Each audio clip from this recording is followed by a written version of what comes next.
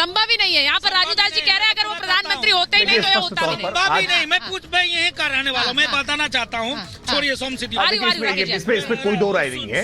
अगर supreme court का फैसला कांग्रेस की सरकार के समय रहते हुए आया होता तो अब तक धुन्नीपुर की मस्जिद बनकर के तैयार हो गई होती और प्रभुराम के लिए तो अब तक ट्रस्ट का गठन तक न हुआ होता। ये सच है, इसमें कोई दो राय नहीं है। लेकिन आज जो सैम पित्रोदा की बात मैंने सुनी ना, सैम पित्रोदा का असली नाम सत्यनारायण गंगाराम पित्रोदा। जब इनके माँ बाप ने रखा होगा ना तो भगवान सत्यनारायण में पूरी आस्था रखते हुए, गंगा जी में आस्था रखते हुए, भगवान राम के नाम के साथ का जब बात करते हो,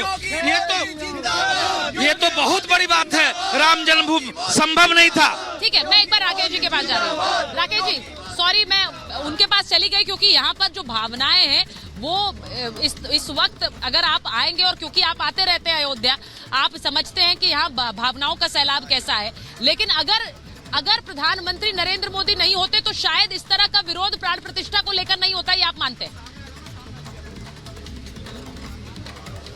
नहीं, मैं तो ये मानता हूं कि अगर प्रधानमंत्री मोदी जी नहीं होते, उत्तर प्रदेश में मुख्यमंत्री योगी आदित्यनाथ जी नहीं होते, तो आज सुप्रीम कोर्ट के इसी फैसले के बाद अब तक धुन्नीपुर की मस्जिद भव्य तौर पर तैयार हो गई होती और बड़े मौलाना मुफ्तियों की मौजूदगी में देश के प्रधानमंत्री जो कांग्रेस के होते वो अब तक उसका उद्घाटन कर चुके होते। सच ये है, वहां अवतार पार्टियां भी हो चुकी होती। भारतीय जनता पार्टी ने न केवल श्री राम जन्मभूमि क्षेत्र न्यास का गठन करने का काम किया बल्कि अयोध्या के चतुर्दिक विकास का काम किया। और आज जब ये सैम पित्रोदा इस पर आपत्ति व्यक्त कर रहे थे ना, मुझे बड़ी दुख हुआ, चिंता हुई कि सत्यनारायण गंगाराम पित्रोदा जब इनके माता पिता ने नाम रखा होगा ना तो भगवान सत्यनारायण का स्मरण करके मां गंगा के नाम पर और इन्हीं भगवान राम का नाम जोड़ करके सत्यनारायण गंगाराम पित्रोदा रखा था। लेकिन ये सत्यनारायण गंगाराम पित्रोदा जैसे ही कांग्रेस के संपर्क में, कांग्रेसियों के संपर्क में आए ना, अपना नाम बदलकर सैम पित्रोदा किया, क्योंकि जानते हैं कांग्रेस में रहेंगे और सत्यनारायण गंगाराम नाम से रहेंगे तो विकास नहीं कर सकते हैं। कांग्रेस में रहने की अनिवार्यता इस बात की है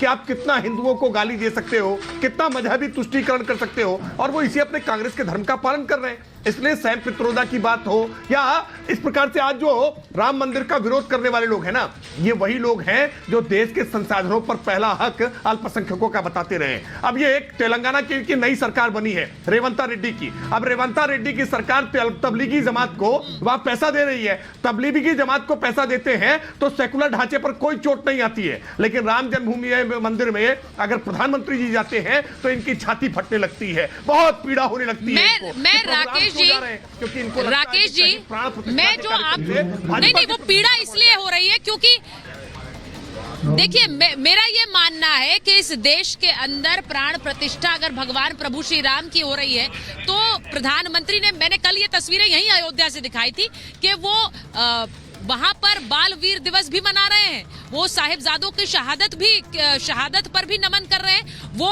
क्रिसमस के मौके पर जो ईसाई समुदाय है उनसे भी मुलाकात कर रहे हैं। सवाल ये है वरुण पुरोहित जी, आपसे पूछ रही हूँ क्योंकि बहुत सारे लोग हैं और यहाँ पर ऐसे लोग हैं जो साइकिल चलाकर अयोध्या तक आए हैं, मैं उनसे भी मिलवाना चाहती हूँ आपको।